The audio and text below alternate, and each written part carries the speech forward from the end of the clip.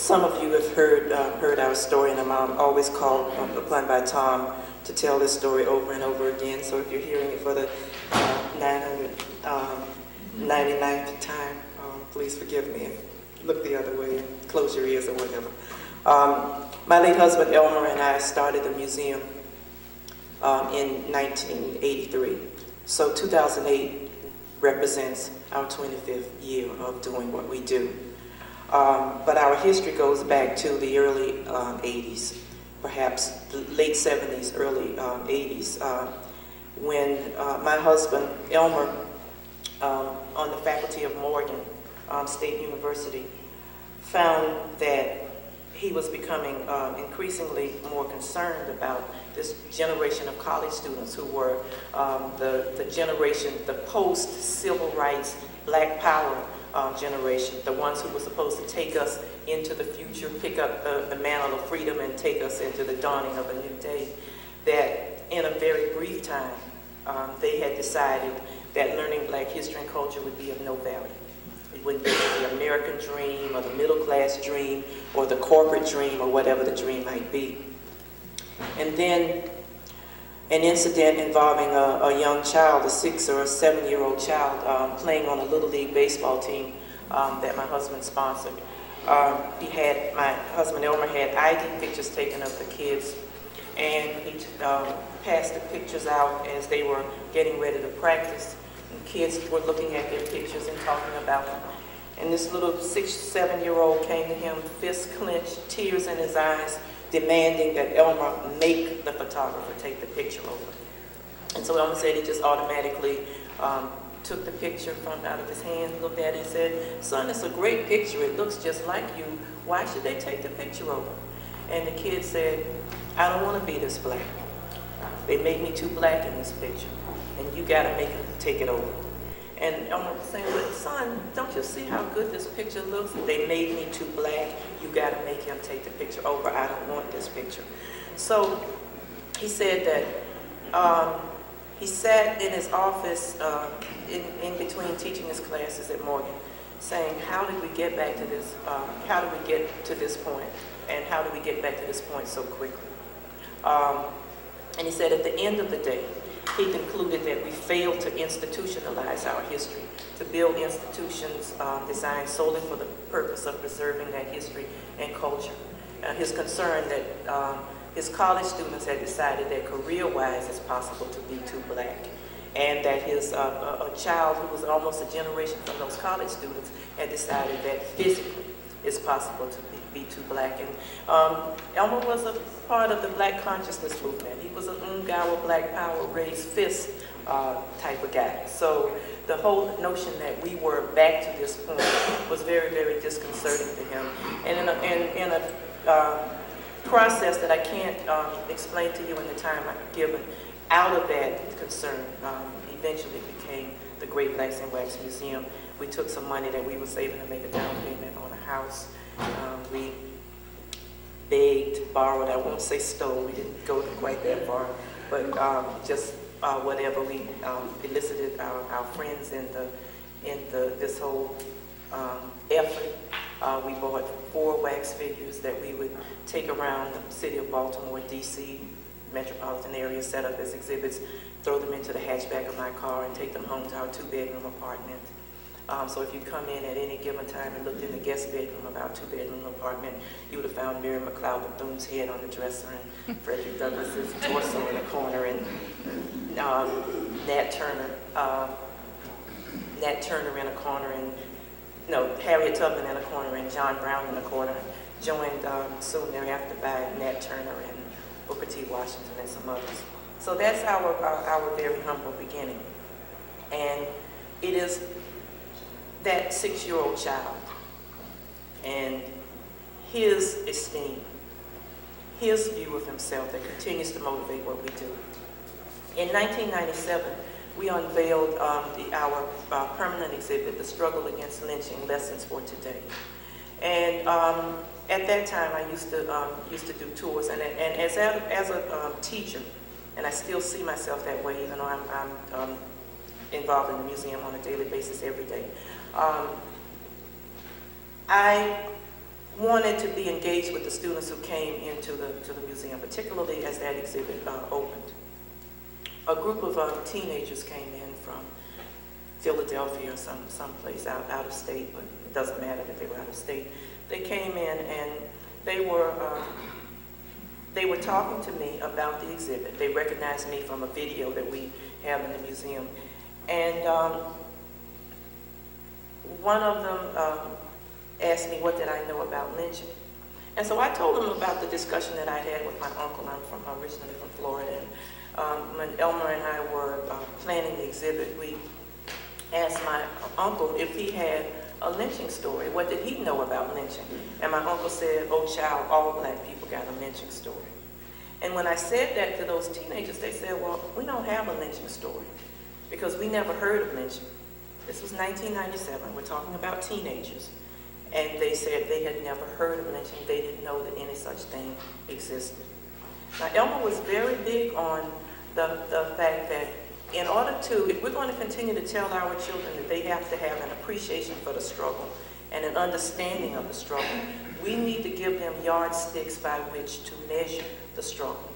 And so to have a group of teenagers in 1997, most of them African Americans, to come into our museum and say they had never heard of lynching. They didn't know that there was such a thing. And so again, they're saying, so we don't have a lynching story. And I said, well, maybe that is your lynching story.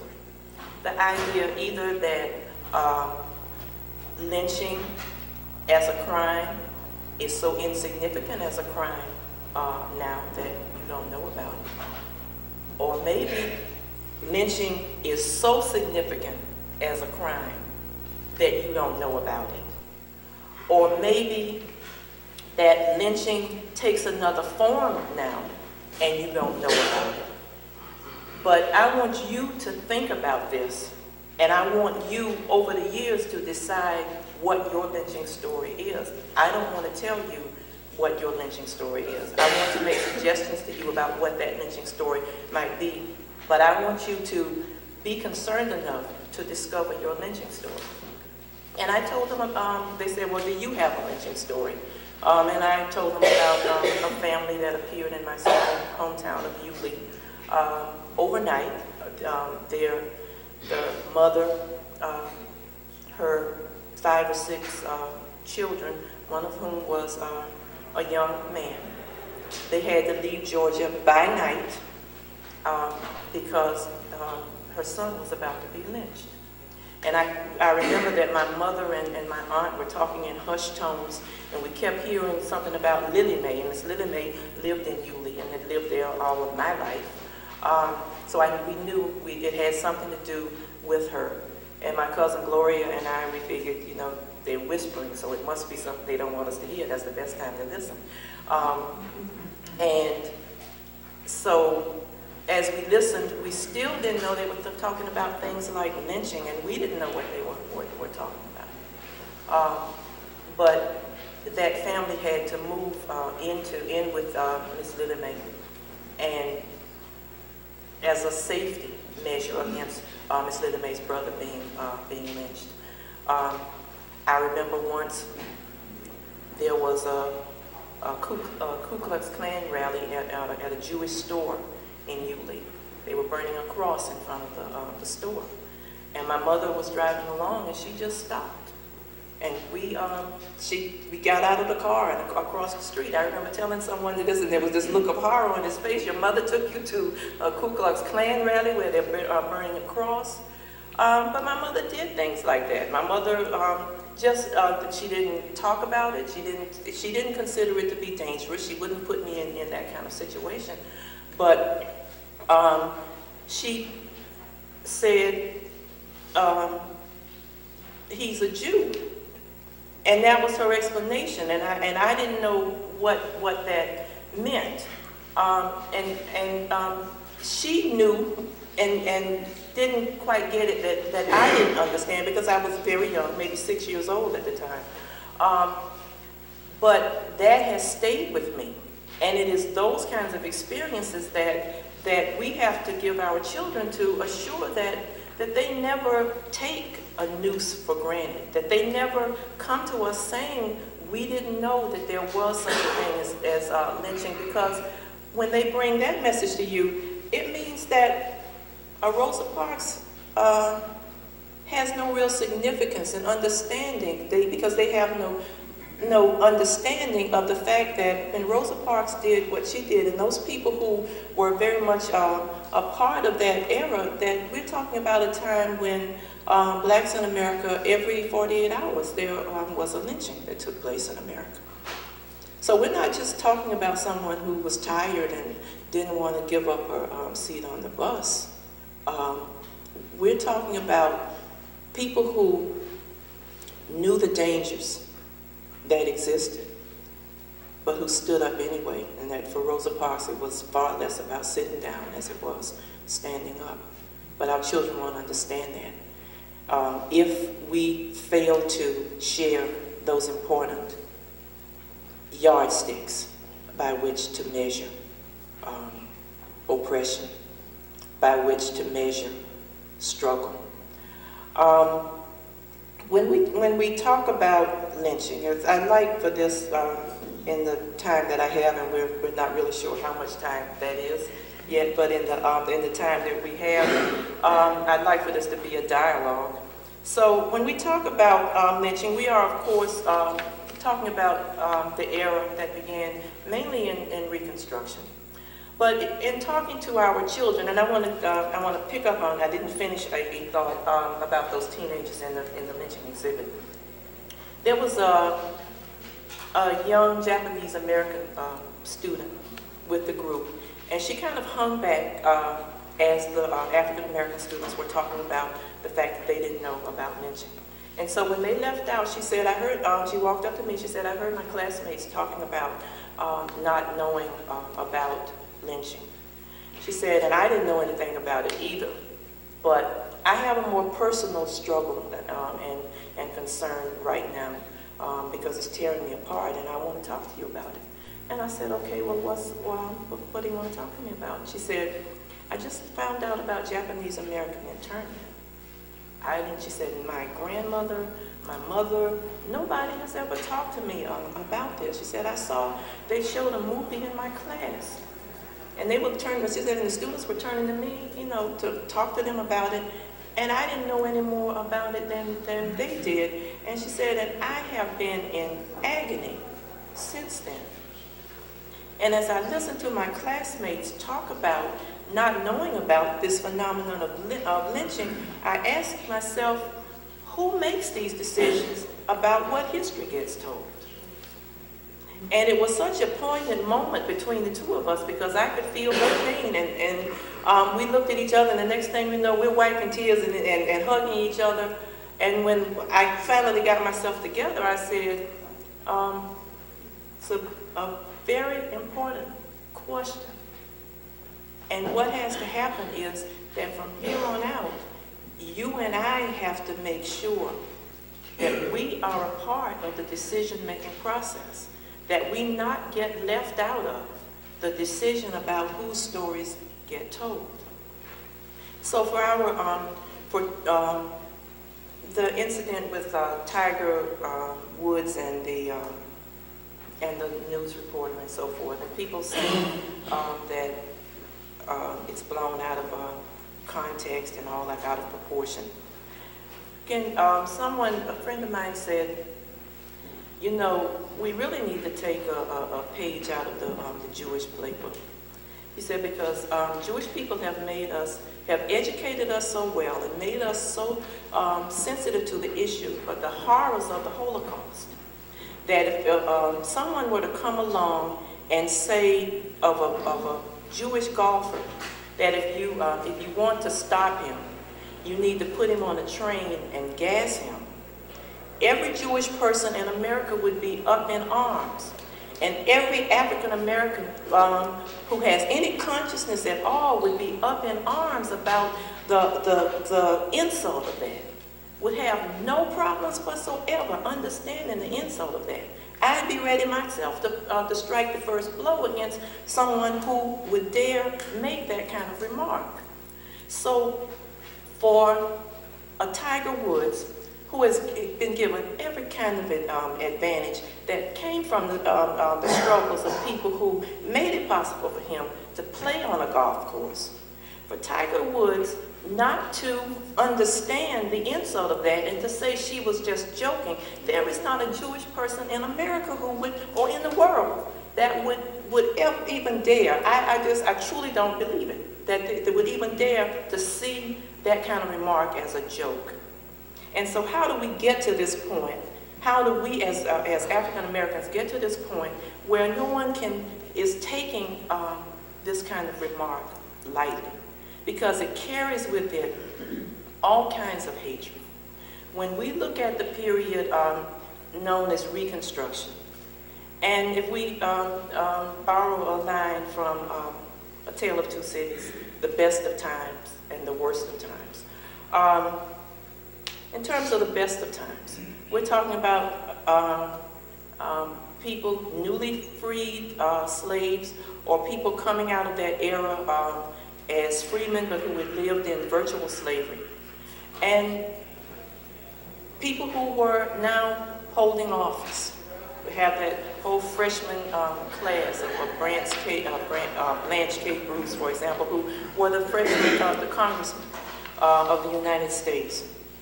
We have a time in America when between 1865 and 1910, over 65 historically black colleges and universities were created. We have a time in America when community and institution building was the order of the day. So we were within our churches, evolving out of the churches were fraternal orders and banks and mutual aid societies and all kinds of institutions that allowed the African American community to turn inward against the assault that was a part of what was going on at that time. We found other ways of fighting against that assault. So we migrated from the rural areas to urban areas. We migrated from the north to the south, from the south to the north, and we migrated to the west, and set up all black towns in the west, for example. We also, the best of times was defined by our individual achievement. Henry Tanner, for example, and people who were using their creative genius as inventors and so forth. That was the best of times during this period of Reconstruction. The worst of times, you had a Southern white elite,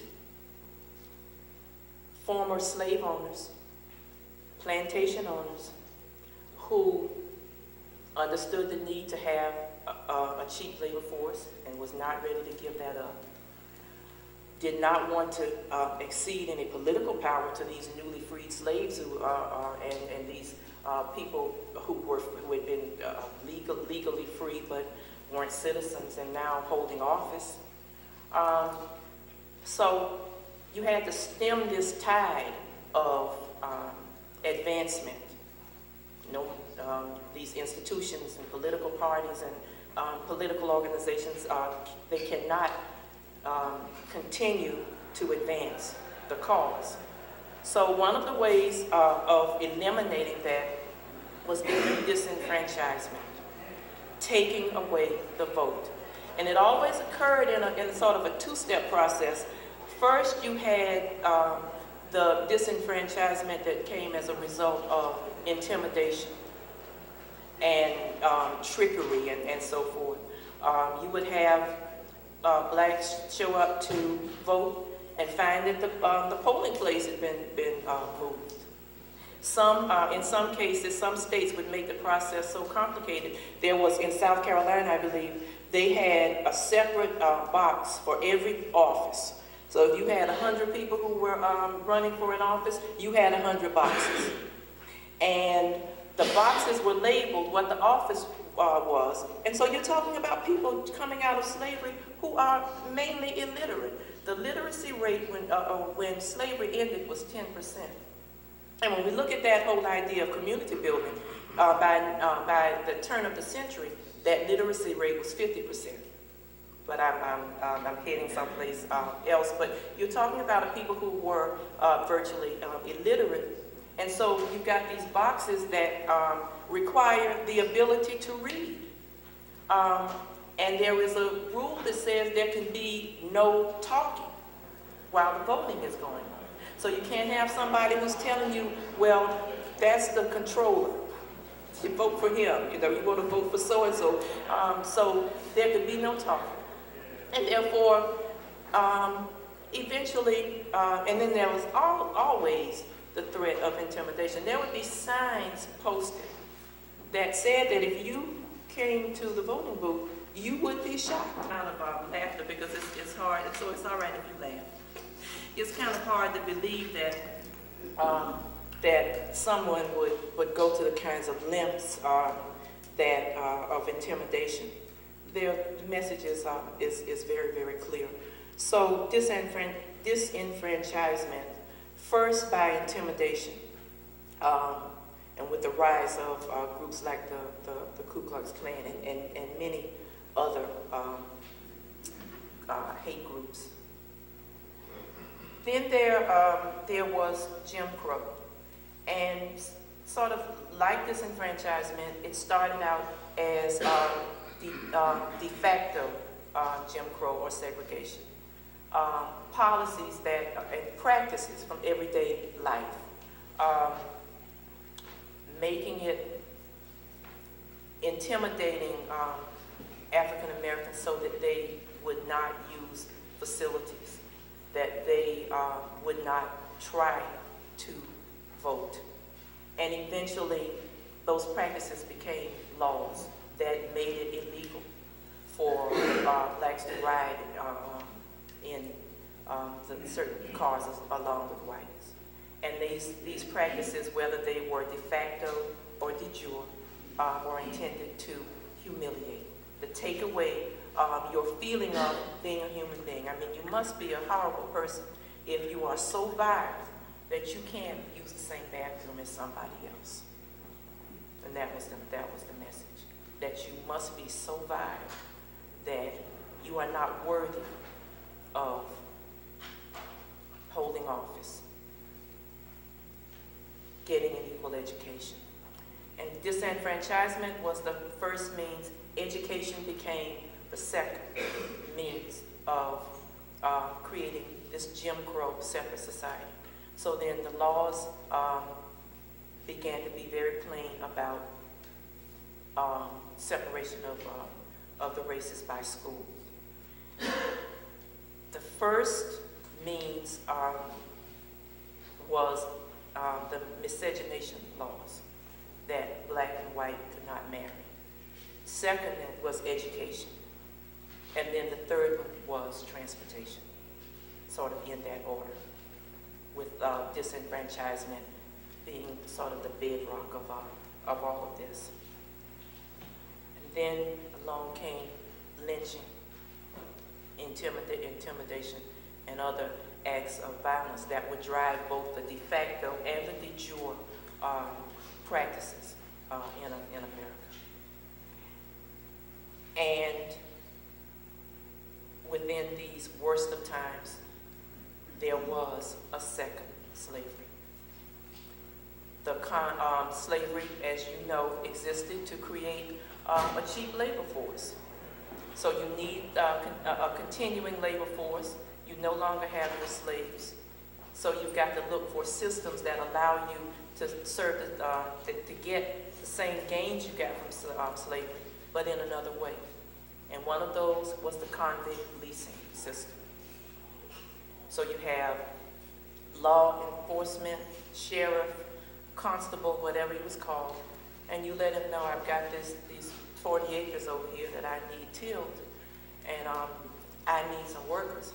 And so because of the corruption of that time, you had these people who were making deals to get a certain number of convicts, and those convicts, no crime had to be committed, and women were taken as convicts as much as men, and that meant that they had to bring their children.